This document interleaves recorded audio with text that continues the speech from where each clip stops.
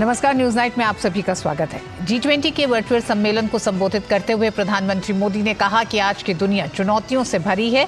इसमें आपसी विश्वास ही है जो हमें बांधता है, एक दूसरे से जोड़े रखता है। इस मौके पर दो टूक शब्दों में पीएम ने कहा कि आतंकवाद हम सभी को अस्वीकार्य है। नागरिकों की मौत कहीं भी हो निंदनीय है। ग्लोबल साउथ की चिंताओं और डीप फेक किस तरह समाज और व्यक्ति के लिए बड़ा खतरा बन रहा है, होगी पीएम मोदी के G20 वर्चुअल सम्मेलन के संबोधन पर विस्तार से चर्चा। साथ ही बात होगी राजस्थान में चुनाव प्रचार थमने में है अब सिर्फ 24 घंटे से भी कम समय। राजस्थान और तेलंगाना में चुनाव प्रचार कैसा रहा, बताएंगे हम। उधर उत्तरकाशी में सिलक्यारा टनल से जल्द आ सकती है सकारात्मक खबर। अंतिम चरण में पहुंचा सुरंग में ड्रिलिंग का काम। एनडीआरएफ की टीम ने टनल में किया प्रवेश। बताएंगे क्या है अभी का अपडेट। होंगी देश दुनिया और खेल की बाकी खबरें। मैं हूं ऋतु वर्मा। न्यूज नाइट में सबसे पहले अभी तक की सुर्खियां। प्रधानमंत्री मोदी ने ग्लोबल साउथ के देशों में डिजिटल पब्लिक इंफ्रास्ट्रक्चर की शुरुआत करने के लिए सोशल इम्पैक्ट फंड स्थापित करने का किया प्रस्ताव। भारत की ओर से $25 मिलियन की प्रारंभिक राशि की घोषणा।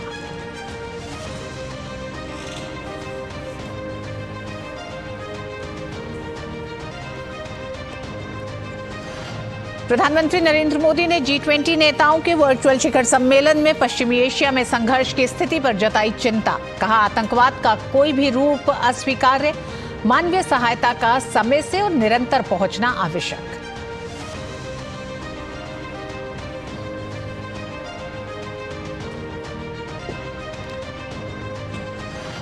प्रधानमंत्री ने राजस्थान के सागवाड़ा और भीलवाड़ा में जनसभा को किया संबोधित। कहा राजस्थान के लोगों को गुमराह करने के लिए कांग्रेस ने जारी किया है अपना गुमराह पत्र।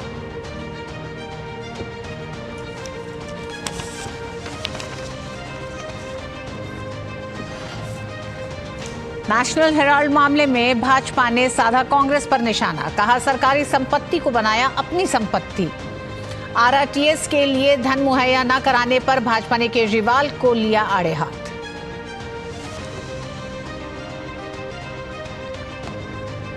उत्तराखंड सिलक्यारा टनल में फंसे श्रमिकों के लिए रेस्क्यू ऑपरेशन अपने अंतिम चरण में।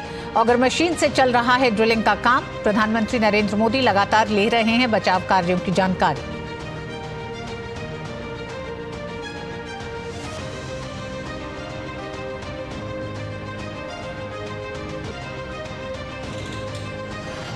विदेश मंत्री एस जयशंकर ने नई दिल्ली में दूसरे CII India Nordic Baltic business conclave का किया संबोधित। कहा यह कॉन्क्लेव है वैश्वीकृत युग का प्रतिबिंब।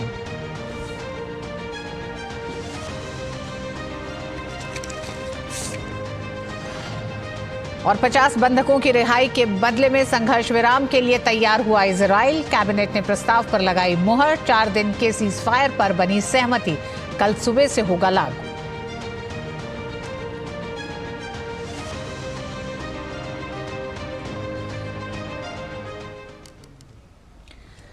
G20 वर्चुअल सम्मेलन को संबोधित करते हुए प्रधानमंत्री मोदी ने कहा कि पश्चिम एशिया में असुरक्षा और अस्थिरता हम सभी के लिए चिंता का विषय है। पीएम मोदी ने ग्लोबल साउथ की आवाज को एक बार फिर बुलंद किया। इस दौरान उन्होंने आतंकवाद, इजराइल हमास युद्ध समेत कई मुद्दों पर G20 के सभी सदस्य देशों का ध्यान केंद्रित किया। पीएम ने G20 के वर्चुअल सम्मेलन को संबोधित करते हुए अविश्वास के बीच विश्वास को जोड़ने वाला बताया। विश्व में बदलते हालात, खासतौर पर पश्चिम एशिया में बने नए संघर्ष की स्थिति पर चिंता जताई। प्रधानमंत्री ने कहा कि आतंकवाद किसी भी रूप में स्वीकार नहीं, साथ ही मानवीय संकट भी निंदनीय है। आतंकवाद हम सभी को अस्वीकार्य है। सिविलियंस की मौत कहीं भी हो निंदनीय है। आज हुए हॉस्टेजेस के रिलीज के समाचार का हम स्वागत करते हैं। उम्मीद करते हैं कि सभी हॉस्टेजेस जल्दी रिहा हो जाएंगे। मानवीय सहायता का समय से और निरंतर पहुंचना आवश्यक है।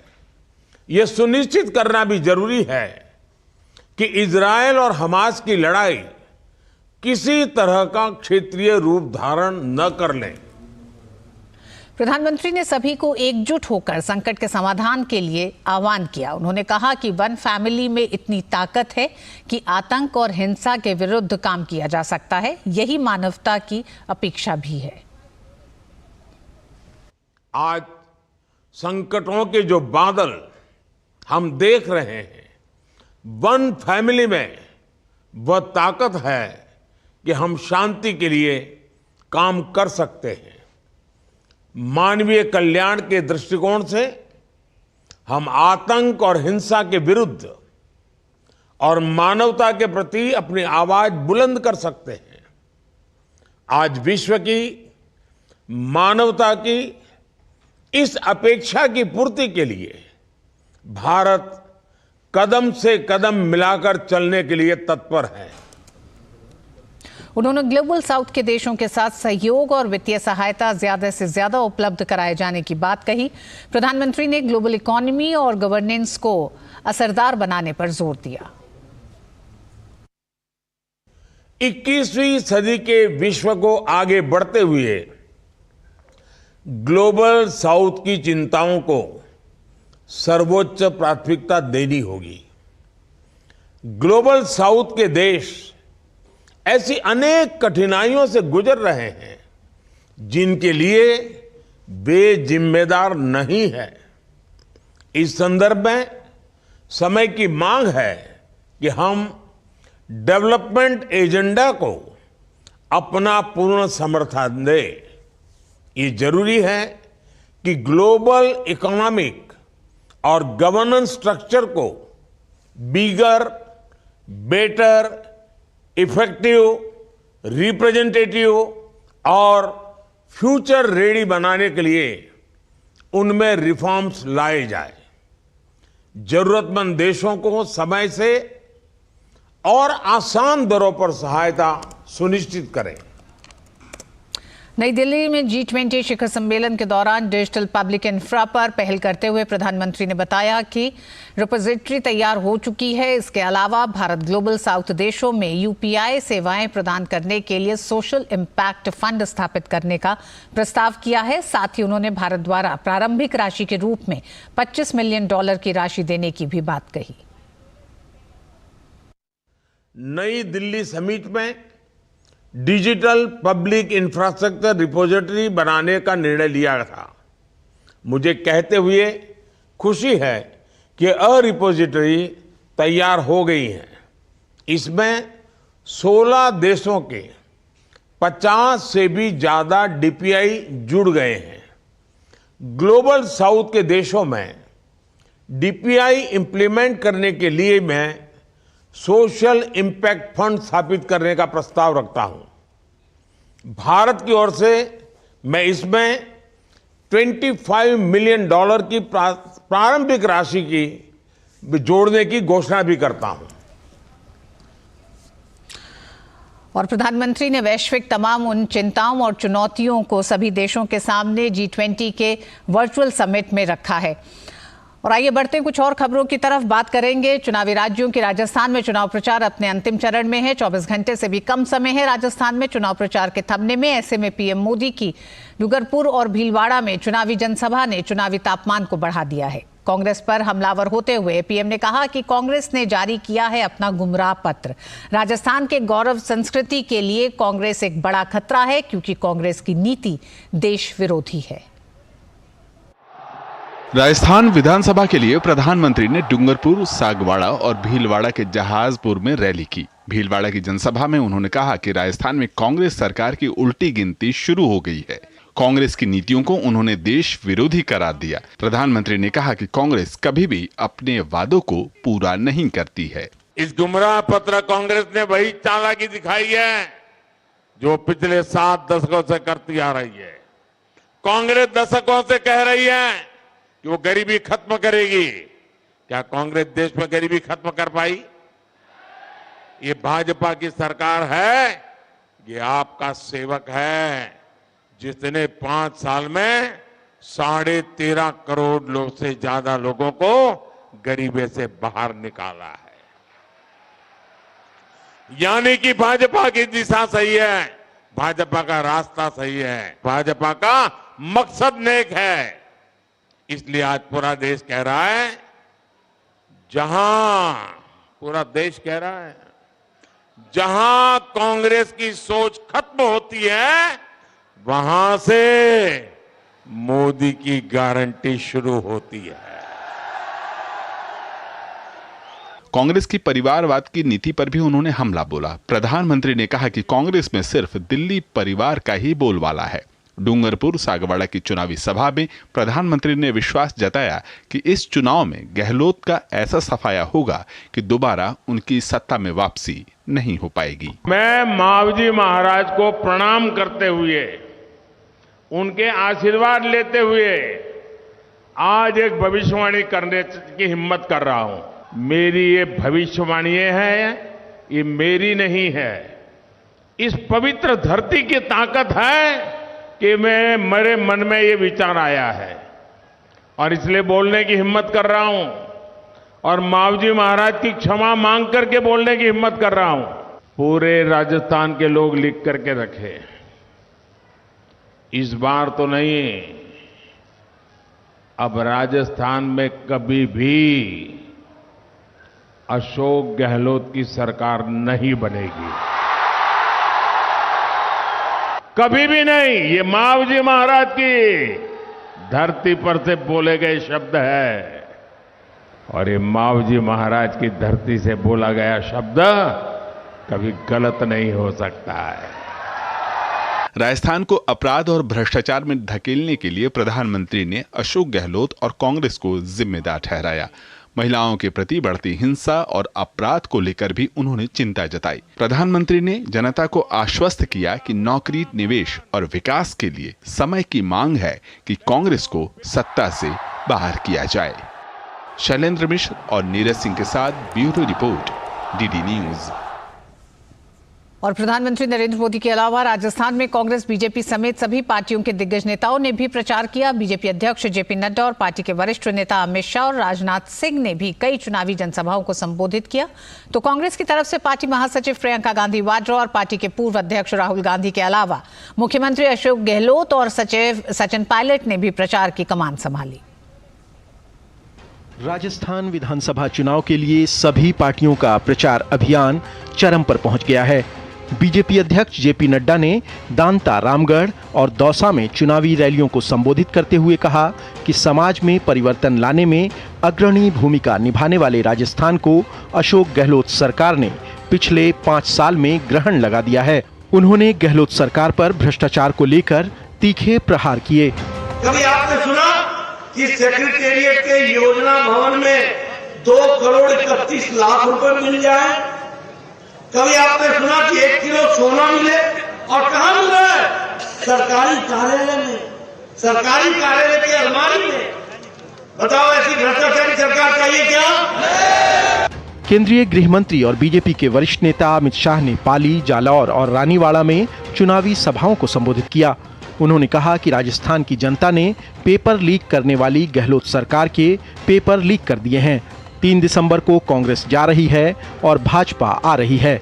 अमित शाह ने गहलोत सरकार पर वोट बैंक की राजनीति के लिए तुष्टीकरण के गंभीर आरोप भी लगाए। कन्हैयालाल तेली को दिन दहाड़े नजरों के सामने चाकू घोंटकर गला काट देते हैं। चित्तौड़गढ़ में रतन सोनी की हत्या होती, वाल्मीकि कृष्ण की हत्या होती और गहलोत सरकार का पेट का पानी नहीं होता। रक्षा मंत्री और बीजेपी के वरिष्ठ नेता राजनाथ सिंह ने राजस्थान में महिलाओं के खिलाफ बढ़ते अपराध को लेकर गहलोत सरकार को निशाने पर लिया। माताओं बहनों की इज्जत और अस्मत सुरक्षित होनी चाहिए, उसकी कांग्रेस की सरकार को कोई चिंता नहीं रही। और मुझे तो यह बतलाया गया कि 2 लाख से अधिक ऐसे एफआईआर दर्ज हैं। क्या ऐसी हुकूमत को सत्ता में बने रहने का कोई नैतिक अधिकार है? कांग्रेस महासचिव प्रियंका गांधी और पार्टी के पूर्व अध्यक्ष राहुल गांधी ने भी राजस्थान में धुआंधार प्रचार किया।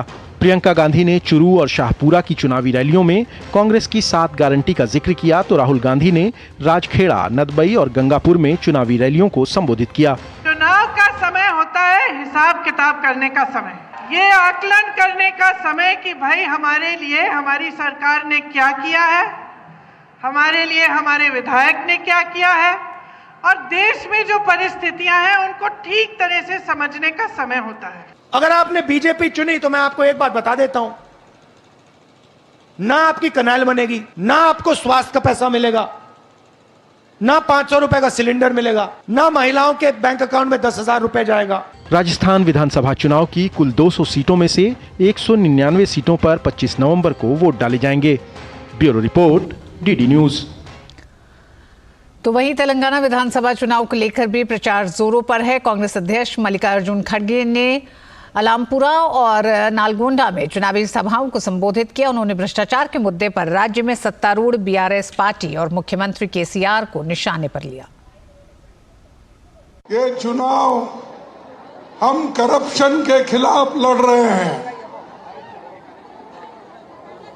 हम उन लोगों के खिलाफ कर रहे हैं जिन्होंने गरीबों की जमीनें छीन ले रही है, वैसों के खिलाफ भी इलेक्शन चल रहा है। केसीआर मस्त में अपने फार्म हाउस में बैठकर सब फैसला लेते हैं, लोगों को कभी मिलते नहीं। तो वहीं कर्नाटक के पूर्व मुख्यमंत्री और बीजेपी नेता बीएस येदियुरप्पा ने हैदराबाद में प्रेस कॉन्फ्रेंस की और तेलंगाना की जनता को कांग्रेस की गारंटियों और घोषणाओं को लेकर आगाह किया। उन्होंने कहा कि कांग्रेस ने कर्नाटक में भी ऐसे ही वादे किए थे, लेकिन एक भी वादा पूरा नहीं हुआ, इसलिए तेलंगाना की जनता को सतर्क रहने की जरूरत है। I appeal to the request the people of Telangana not to get cheated by the Congress party's lies and empty promises. और न्यूज नाइट में वक्त एक छोटे से ब्रेक का है। साल, बरस और सदी नहीं, एक युग गुजर जाएगा, उम्र न पूछो वंडर की, जब फर्क नजर आएगा। वंडर सीमेंट, फर्क नजर आएगा। मिठाई तो हमारे जमाने में होती थी। हाँ तो जाइए ना अपने जमाने में। रोमांस तो हमारे जमाने में होता था। पेमेंट भी उसी जमाने का है। अरे भैया, डिजिटल पेमेंट करना सीखिए नए जमाने में। इजी, सेफ एंड फास्ट है। हमने तो इनको डिजिटल पेमेंट करना सिखा दिया। आपने ये सेल्फी लेते हैं, ये हमारे जमाने का है। आरबीआई कहता है कि डिजिटल पेमेंट अपनाओ, औरों को भी सिखाओ। तुम्हें पता है इन्वेस्टर्स के लिए एक इन्वेस्टर प्रोटेक्शन फंड होता है, IPF। लेकिन अगर तुम्हारा ट्रेड एक्सचेंज पर एग्जीक्यूट नहीं हुआ या फिर कोई गारंटीड रिटर्न्स वाली स्कीम है, तो ये IPF आपकी मदद नहीं कर सकता है।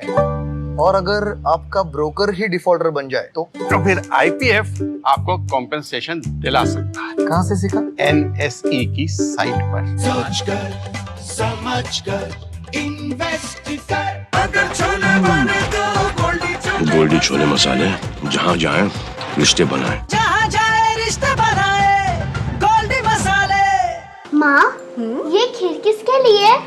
आज तेरे दादाजी का जन्मदिन है, उनके लिए। तो मैं दादाजी को क्या दूँ? अपना मोबाइल फोन देना। ये क्या कर रही है? दादाजी के लिए आयुष्मान कार्ड बना रही हूँ। घर बैठे? हाँ। आयुष्मान ऐप पर जाकर अपना या परिवार के सदस्य का नाम लाभार्थी सूची में ढूंढें, आधार, OTP या फेस ऑथ द्वारा ऑथेंटिकेट करें, डिटेल्स भरें। अब मोबाइल से फोटो खींचकर अपलोड करें।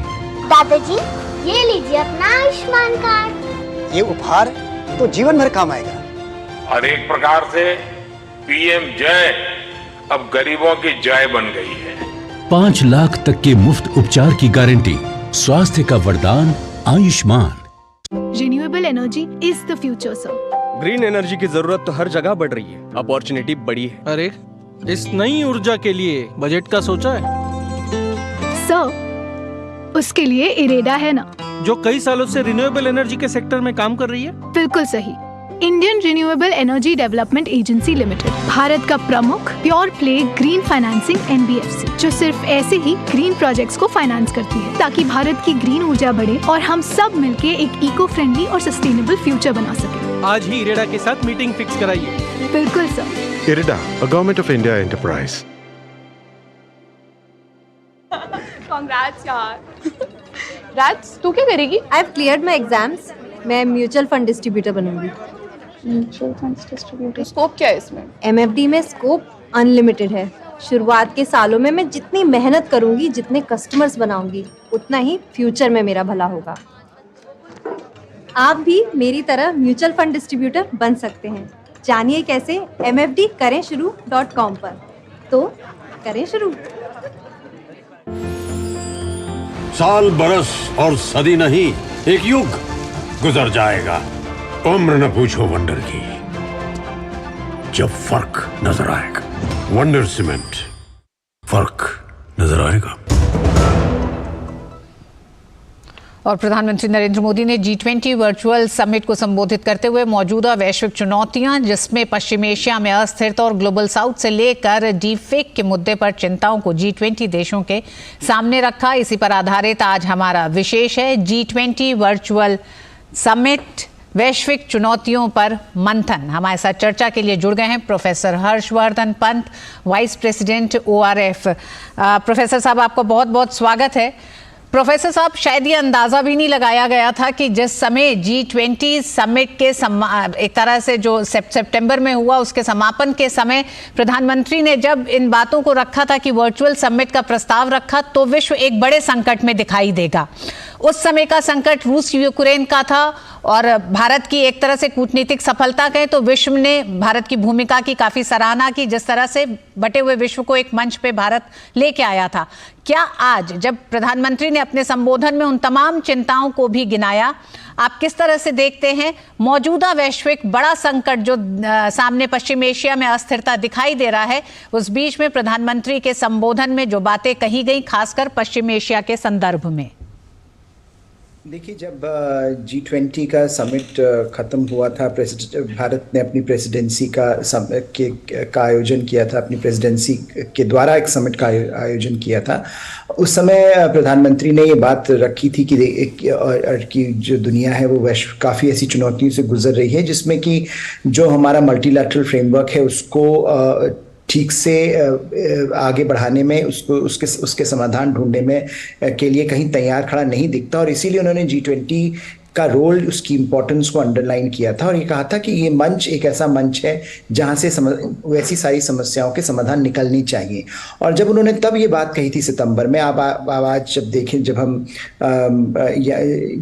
जिस तरह के हालातों का आप जिक्र कर रही हैं, वो बद से बदतर ही होते जा रहे हैं और उसमें जो चुनौतियाँ हैं वो भी बढ़ती जा रही हैं। और भारत के लिए, भारत की जो लीडरशिप है उसके लिए और दुनिया में जो इंटरनेशनल कम्युनिटी है उसके सामने बड़ी समस्या है कि कैसे मल्टीलैटरल इंस्टीट्यूशंस को हम रीफ्रेम करें, रीफ्रेस करें, रीऑर्गेनाइज करें, रीएनर्जाइज करें। तो कहीं पर वो जो कोशिश रही है प्रधानमंत्री की कि वो G20 के समिट से लेकर आगे कैसे G20 के जो डिक्लेरेशन था उसका कार्यान्वयन कैसे हो रहा है, उसको लेकर उन्होंने बात रखी थी कि हम फिर से मिलेंगे और इस बात का आकलन करेंगे कि दुनिया कहाँ पहुंच रही है, कहाँ जा रही है, और जो हमने घोषणाएं तब की थी वो क्या अमल उन पर किया जा रहा है। तो मुझे लगता है ये जो एक प्लेटफॉर्म आज मिला भारत को, भारत ने जो दुनिया को एक तरह से लीडरशिप आज देने की कोशिश करी, उसमें एक बार फिर भारत ने ये बात रखी, जताई प्रधानमंत्री के द्वारा कि भारत एक ऐसा देश है जो अलग अलग कड़ियों को जोड़ता है और कहीं पर जो खामियां अंतर्राष्ट्रीय समुदाय में नजर आ रही हैं, जो ग्लोबल लीडरशिप में,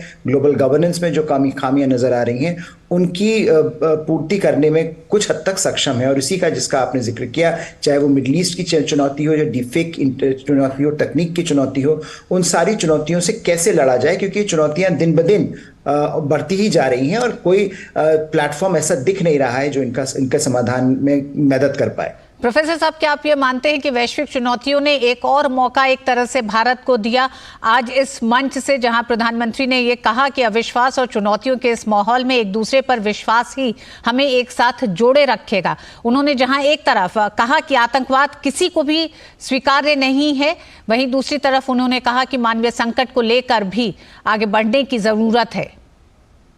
बिल्कुल, मुझे लगता है कि जो भारत का जो रोल रहा है, वसुधैव कुटुंबकम का एक जो सिद्धांत उन्होंने कहा, वन फैमिली के तर्ज पे सोचने की जरूरत है। जी बिल्कुल, और जिस मिडिल ईस्ट के क्राइसिस का आपने जिक्र किया, इजराइल और हमास के बीच में जो युद्ध चल रहा है, उसके संदर्भ में ये बात और महत्वपूर्ण हो जाती है कि अगर हम दुनिया को एक परिवार के तौर पर नहीं नहीं देखते हैं तो ये जो समस्याएं हैं इनका न सिर्फ हम समाधान नहीं ढूंढ पाएंगे बल्कि आगे किस तरह से इनको बढ़ाया जाए, किस तरह से एक लॉन्ग टर्म पर्सपेक्टिव में सोचा जाए, ये चुनौती बनी रहेगी। तो जिसका आपने जिक्र किया कि जो टेररिज्म है, जो आतंकवाद है, वो तो समस्या बना ही हुआ है, लेकिन उसके साथ साथ अगर आतंकवाद से ऊपर उठना है तो कहीं पर जो ह्यूमैनिटेरियन एस्पेक्ट है, जो मानवतावाद है, उसको जिंदा रखना पड़ेगा और उसके सहारे एक हल ढूंढना पड़ेगा। तो मुझे लगता है कहीं पर प्रधानमंत्री शुरू से ही कहते आए हैं और ये बात फिर रेखांकित आज उन्होंने करी। जी प्रोफेसर साहब, उन्होंने एक बार फिर ग्लोबल साउथ की आवाज को बुलंद किया और ग्लोबल साउथ के एक तरह से संदर्भ में एक पहल भी भारत की तरफ से की। उन्होंने कहा कि डिजिटल पब्लिक इंफ्रास्ट्रक्चर की शुरुआत करने के लिए सोशल इम्पैक्ट फंड की बात की और उसके लिए उन्होंने प्रस्ताव भी किया कि भारत $25 मिलियन की प्रारंभिक राशि की घोषणा की है आज प्रधानमंत्री ने। प्रोफेसर साहब अगर हमारे साथ जुड़े हुए हैं, प्रोफेसर साहब के साथ हमारा संपर्क अभी नहीं हुआ है, हम फिर उनसे बात करेंगे। G20 के इस वर्चुअल समिट में प्रधानमंत्री ने जहां वैश्विक चुनौतियों को एक तरह से विश्व के सामने रखा, तो वहीं उन चुनौतियों के कुछ समाधानों की शुरुआत के तौर पर भी उन सुझावों के साथ और उस नई दिशा के साथ उन्होंने आज वर्चुअल समिट में तमाम देशों को संबोधित किया है। वक्त एक छोटे से ब्रेक का है, ब्रेक के बाद होंगी कुछ और खबरें।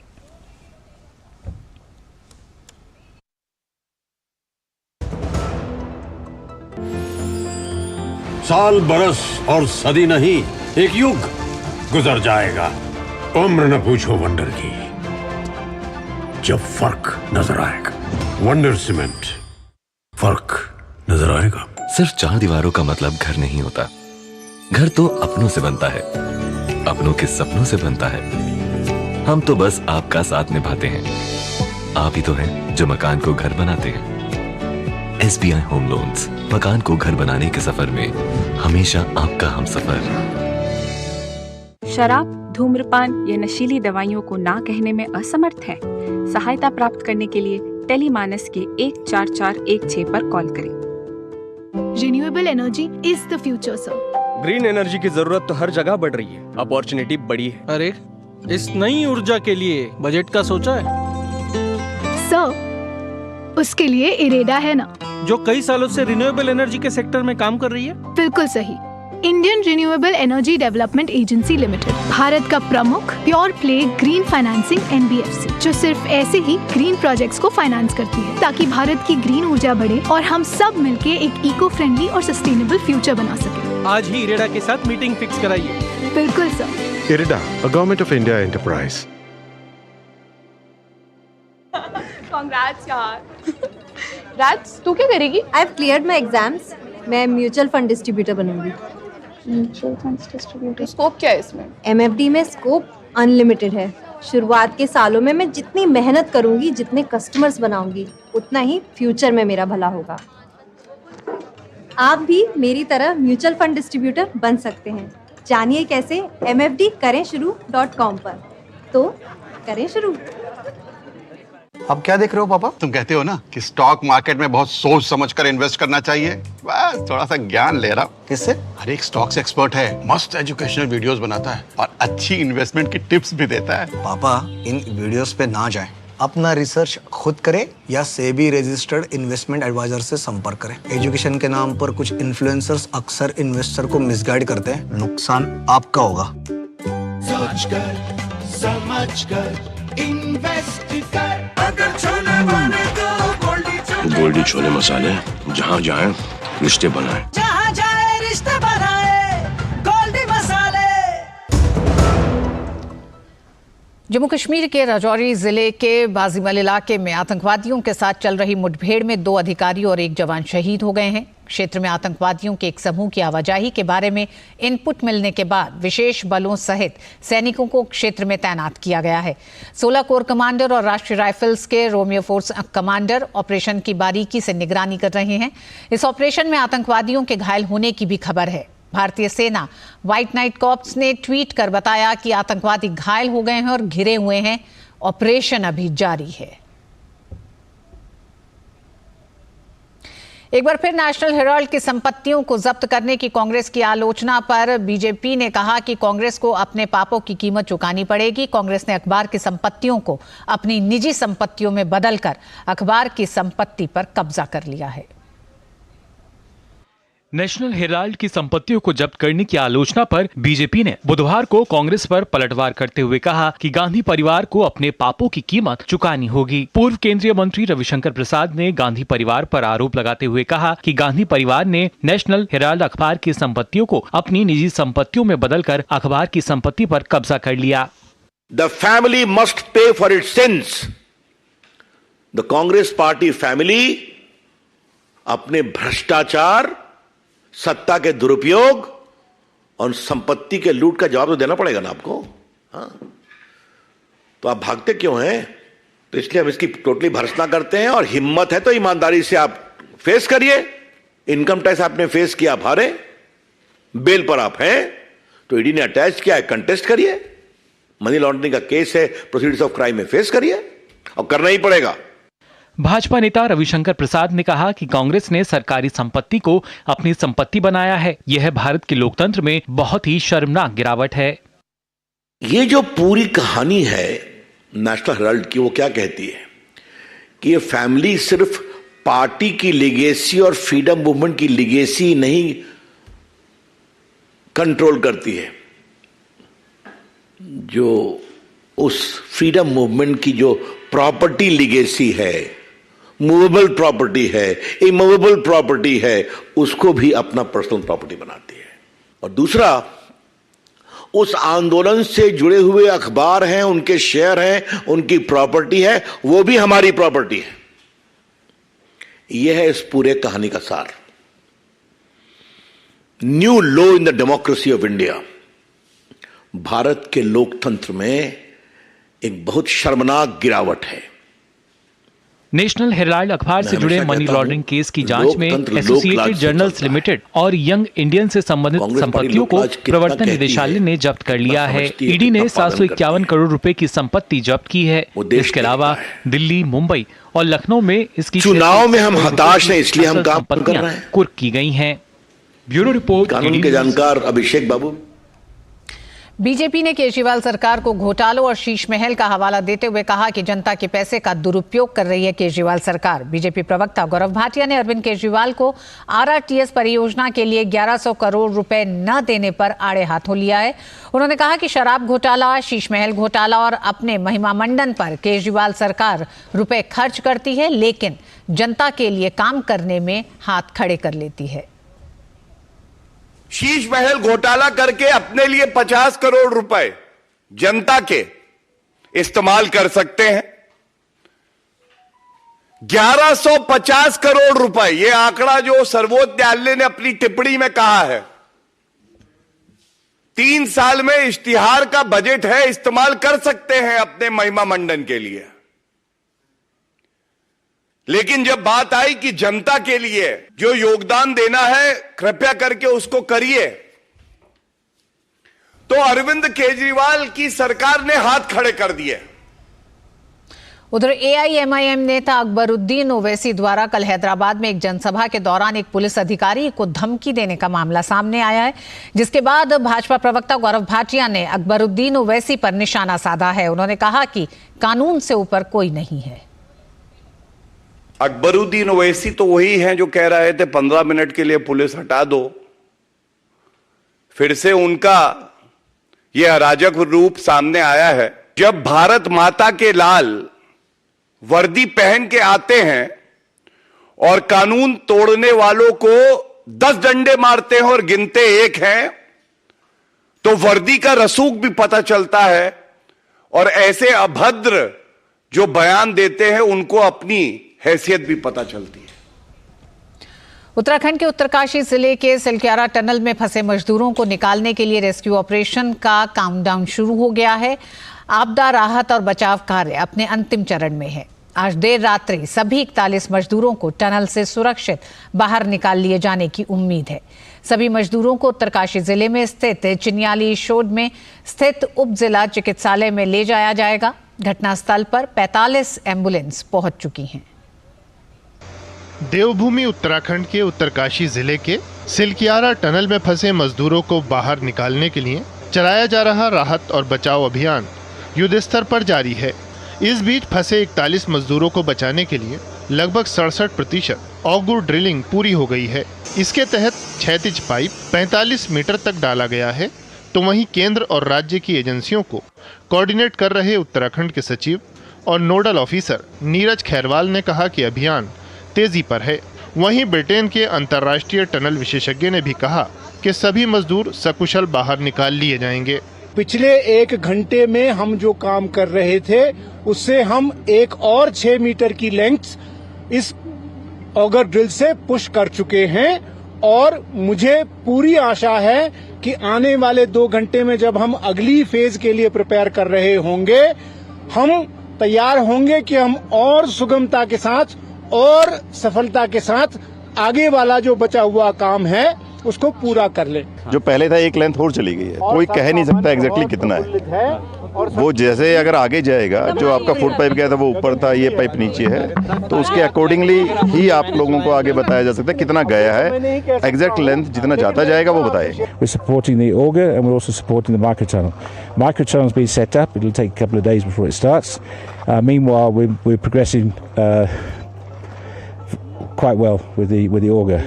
सिलकियारा टनल में राहत कार्यों को अंजाम देने वाली एजेंसियों के इंजीनियरों और कार्मिकों के अलावा प्रशासनिक अमले और टनल में फंसे मजदूरों और उनके परिजनों के लिए खाने पीने की व्यवस्था करने का जिम्मा हंस फाउंडेशन ने लिया है। नर सेवा नारायण सेवा की थीम पर काम कर रहे संगठन से जुड़े हंस फाउंडेशन द्वारा तकरीबन 1100 लोगों के लिए मुफ्त खाने पीने की व्यवस्था की गई है। खाना जा रहा है, चावल दाल सब्जी रोटी और दूध है इसके साथ। ये जो है अभी भेजना है। सुबह में नाश्ता भी गया है, हलवा उलवा जो था दलिया का, ये सब फ्रूट सब ये सब कुछ गया है। अभी SDRF की टीम है और आपका जितने भी टनल में काम करने वाले लोग हैं वो सारे के सारे अभी यहाँ पे माता जी की ओर से प्रसाद यहाँ पे ग्रहण कर रहे हैं। लगभग पिछले जब से ये शुरुआत हुई है यहाँ इस पर अभियान की, तब से खाना खिला रहे हैं लगातार। अच्छा दे रहे हैं, लोगों ने तारीफ की है, जो पसंद का खाना है मैंने पूछा है लोगों से तो बढ़िया खाना खिला रहे हैं। हर दिन अलग अलग वैरायटी का बन रहा है सब्जी, खाने का भी अलग अलग है। किसी दिन पूड़ी बन रही है, किसी दिन रोटी है, किसी दिन चावल है। दरअसल 12 नवंबर को सुबह 5:30 बजे सिलकियारा से बड़कोट के बीच बन रही निर्माणाधीन सुरंग में धंसाव हो गया था। ये घटना सुरंग के सिलकियारा वाले हिस्से में 60 मीटर की दूरी में मलबा गिरने के कारण हुई। इसके बाद से पाइपों के जरिए सुरंग में फंसे हुए श्रमिकों को ऑक्सीजन, पानी, बिजली, पैक भोजन की आपूर्ति की जा रही है। अब उम्मीद की जा सकती है कि जल्द ही फंसे हुए मजदूरों को लेकर अच्छी खबर आ जाएगी। सिलकियारा टनल में फंसे 41 मजदूरों को बचाने के लिए युद्ध स्तर पर कार्य जारी है। प्रधानमंत्री कार्यालय की सजगता और सतर्कता की वजह से उम्मीद की जाती है कि इस ऑपरेशन को न केवल जल्द ही पूरा कर लिया जाएगा बल्कि मजदूरों को सकुशल वापस बाहर भी निकाल लिया जाएगा। मेरे सहयोगी कैमरामैन जगमोहन के साथ मैं OP Yadav, DD news, Silkyara, Uttarkashi. जी हाँ, उम्मीद की जा रही है आज रात या फिर कल सुबह तक 41 मजदूरों को सफलतापूर्वक बाहर निकाल लिया जाएगा। वक्त एक छोटे से ब्रेक का है न्यूज नाइट में। साल बरस और सदी नहीं, एक युग गुजर जाएगा। उम्र न पूछो वंडर की, जब फर्क नजर आएगा। वंडर सीमेंट, फर्क नजर आएगा। अब क्या देख रहे हो पापा? तुम कहते हो ना कि स्टॉक मार्केट में बहुत सोच समझ कर इन्वेस्ट करना चाहिए, बस थोड़ा सा ज्ञान ले रहा हूँ। किससे? हर एक स्टॉक्स एक्सपर्ट है, मस्त एजुकेशनल वीडियोस बनाता है और अच्छी इन्वेस्टमेंट की टिप्स भी देता है। पापा इन वीडियोस पे ना जाएं, अपना रिसर्च खुद करें या सेबी रजिस्टर्ड इन्वेस्टमेंट एडवाइजर से संपर्क करें। एजुकेशन के नाम पर कुछ इन्फ्लुएंसर्स अक्सर इन्वेस्टर को मिसगाइड करते हैं, नुकसान आपका होगा। सोचकर समझकर इन्वेस्ट कर। Renewable energy is the future sir. Green energy की जरूरत तो हर जगह बढ़ रही है, अपॉर्चुनिटी बड़ी है। अरे इस नई ऊर्जा के लिए बजट का सोचा है सर? उसके लिए इरेडा है ना, जो कई सालों से रिन्यूएबल एनर्जी के सेक्टर में काम कर रही है। बिल्कुल सही। Indian renewable energy development agency limited, Bharat का प्रमुख pure play green financing NBFC, जो सिर्फ ऐसे ही ग्रीन प्रोजेक्ट्स को फाइनेंस करती है ताकि भारत की ग्रीन ऊर्जा बढ़े और हम सब मिलके एक इको फ्रेंडली और सस्टेनेबल फ्यूचर बना सके। आज ही इरेडा के साथ मीटिंग फिक्स कराइए। बिल्कुल sir. IRIDA, a Government of India enterprise.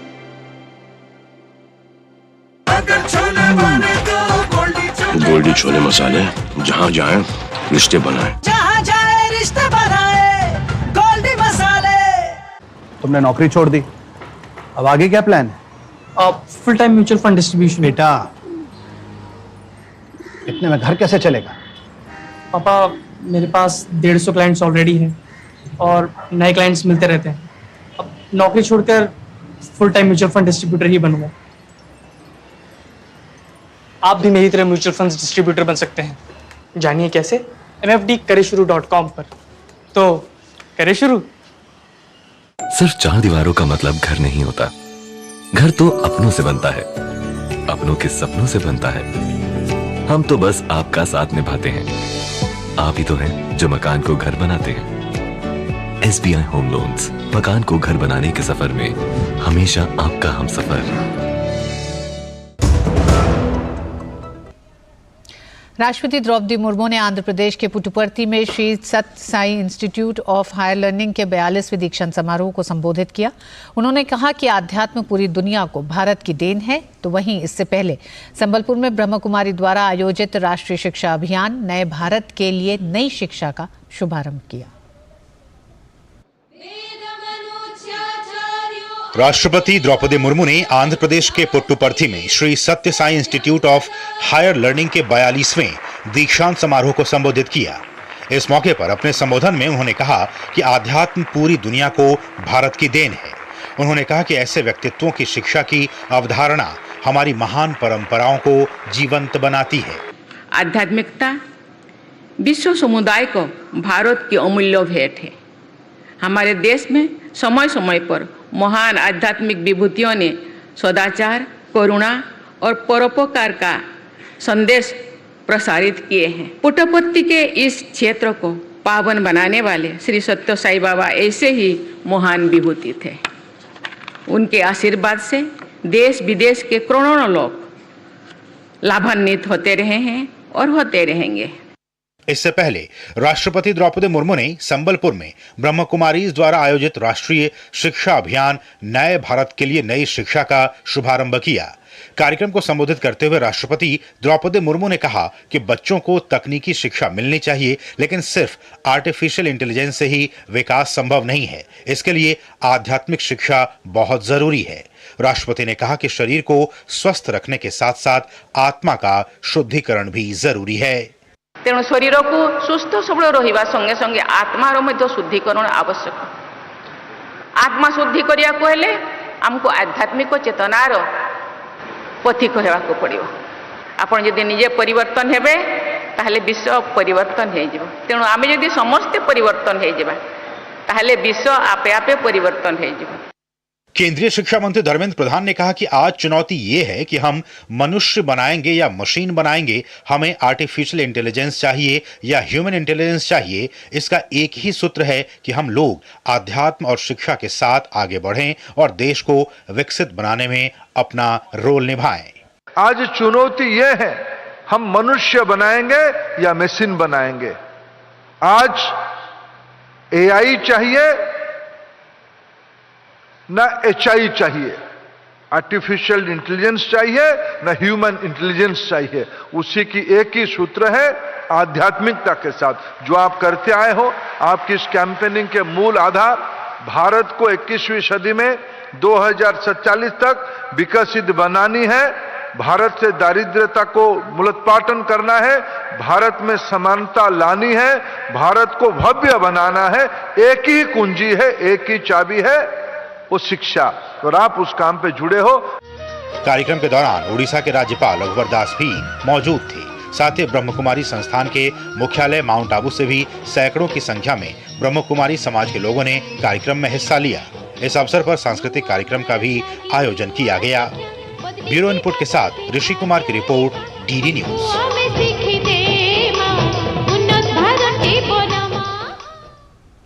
Ramlala के 6 दिवसीय प्राण प्रतिष्ठा महोत्सव के समय अयोध्या में सृजित किया जा रहा परिवेश धार्मिकता के साथ ही राम मंदिर आंदोलन की कहानी को भी बताएगा, जिसकी झलक देश विदेश से आमंत्रित किए गए विशिष्ट जनों के ठहरने के स्थान पर देखने को मिलेगा।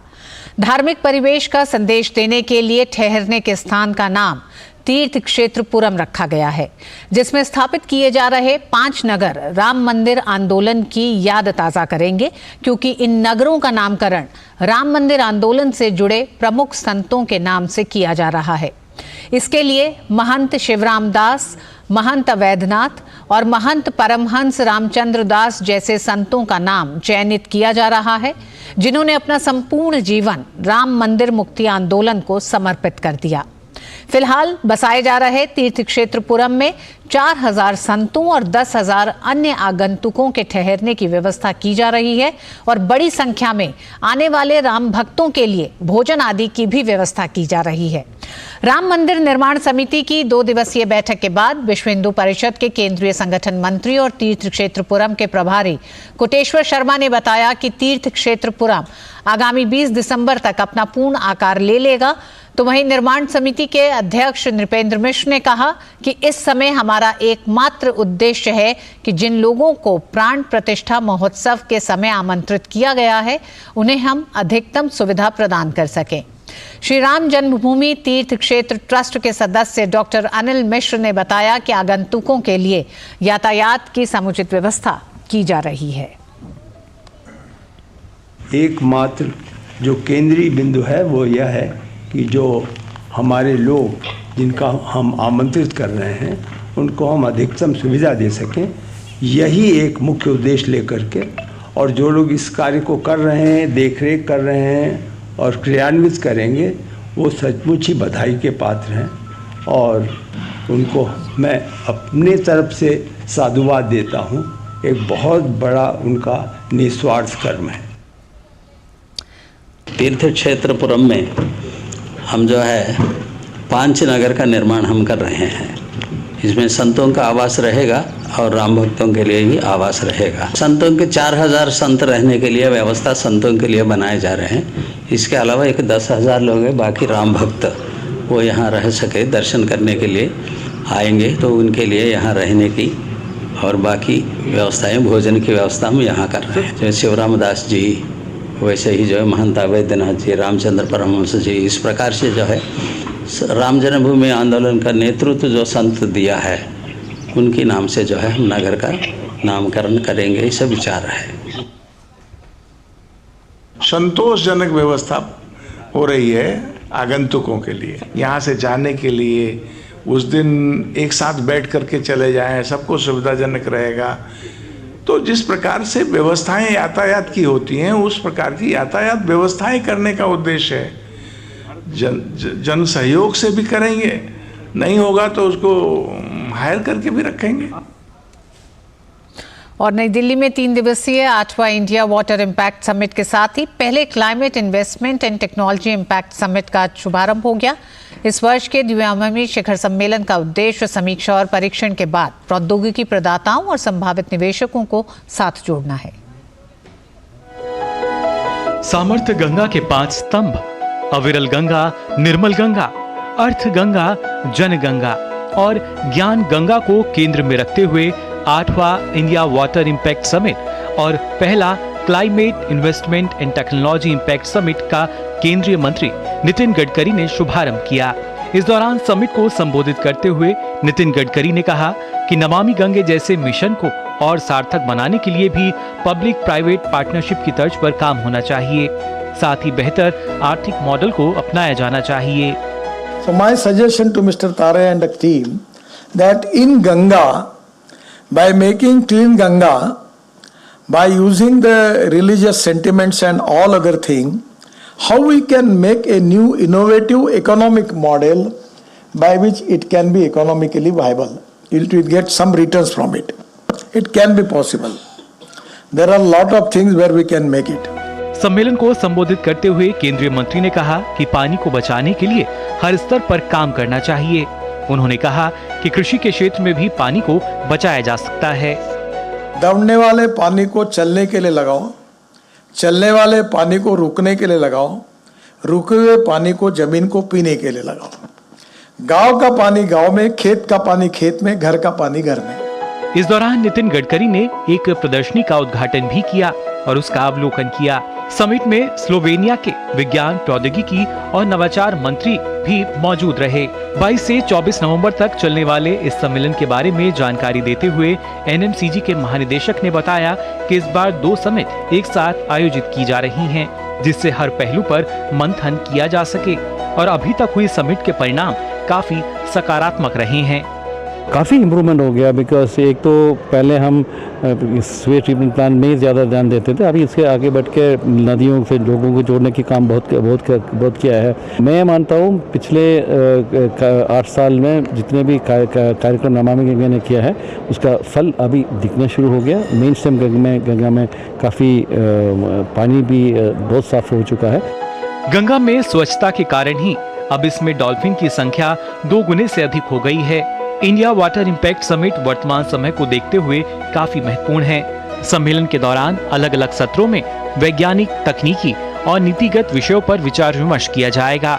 3 दिनों के दौरान इन सत्रों में नवीन तकनीकों की समीक्षा करने के साथ ही निवेशक और तकनीकी प्रदाता के हितों को समन्वित करते हुए विभिन्न पहलुओं की पड़ताल की जाएगी, ताकि भारत में जल प्रबंधन के क्षेत्र में तकनीक आधारित जल प्रबंधन की सुदृढ़ संस्कृति विकसित की जा सके। डीडी न्यूज के लिए मुकुल शर्मा की रिपोर्ट। विदेश मंत्री डॉक्टर एस जयशंकर ने नई दिल्ली में दूसरे CII India Nordic Baltic business conclave को संबोधित किया।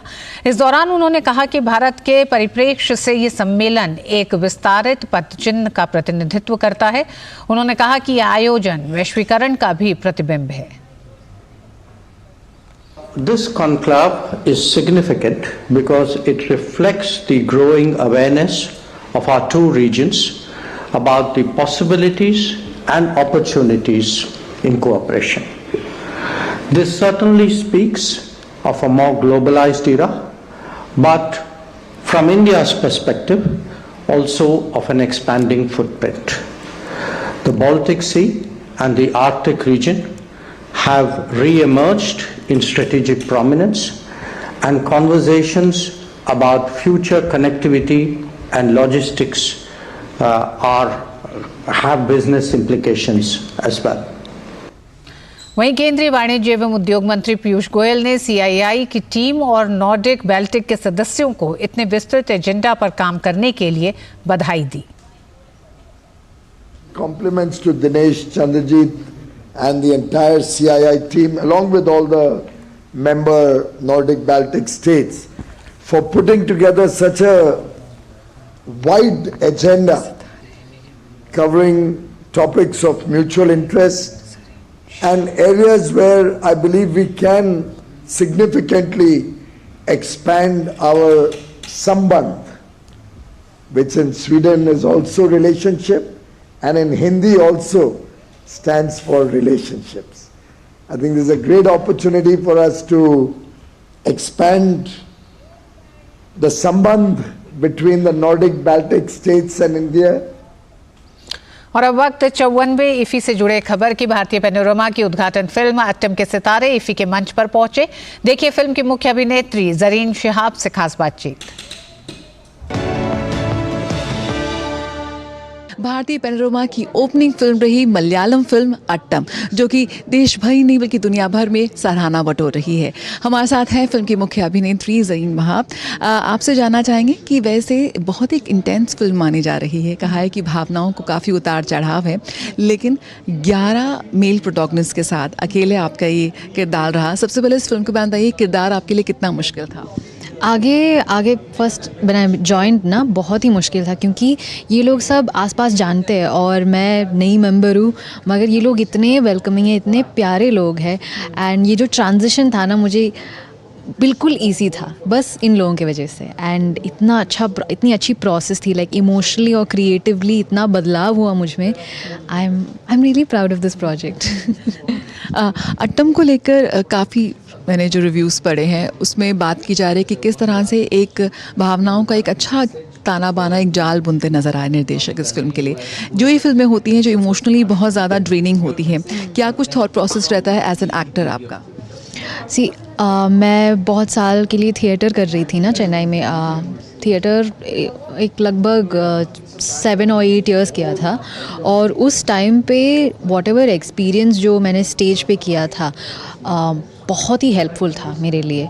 और जब थिएटर से शुरू होते हम लोगों का डेडिकेशन और डिसिप्लिन कुछ अलग ही है, अलग ही नेचर का है। एंड उसकी वजह से, और जब आप एक प्रोजेक्ट ज्वाइन करते हो, वो डायरेक्टर की प्रोसेस क्या है, ये टीम कैसे अप्रोच करते हैं, वो भी इम्पैक्ट करता है कि आप कैसे काम करते हो। आनंद निगारशी एक बहुत ही मशहूर निर्देशक है, और उनका जो पहला का काम है वो भी काफ़ी सराहा गया है। तो उम्मीदें बहुत थी जब वो ये फिल्म लेकर आए, आज भारतीय पैनोरमा में इसको सराहना मिल रही है। किस तरह से उनके साथ आपका एसोसिएशन रहा, और किस तरह से आनंद काम करते हैं, क्या कुछ आपको सीखने को मिला? आनंद बहुत ही डिटेल्ड है, मैंने बहुत कुछ सीख लिया उनसे। बस जब मुझे शूट करने का कुछ नहीं था, तब भी मैं बस सब लोगों को ऑब्जर्व कर रही थी, and I learn so much purely उस प्रोसेस की वजह से। And he is a fantastic director to work with. और 13 एक्टर्स को हैंडल करना बहुत ही मुश्किल काम है, इट्स नॉट ईजी। और एक अच्छे एक्टर्स को हैंडल किया, ये इतनी अच्छी फिल्म को इन्हें, और इतनी सेंसिटिव टॉपिक को इतनी अच्छी तरीके से प्रेजेंट किया है, it's not an easy job. So और न्यूज़ नाइट में आज बस इतना ही। मुझे दीजिए अनुमति, नमस्कार।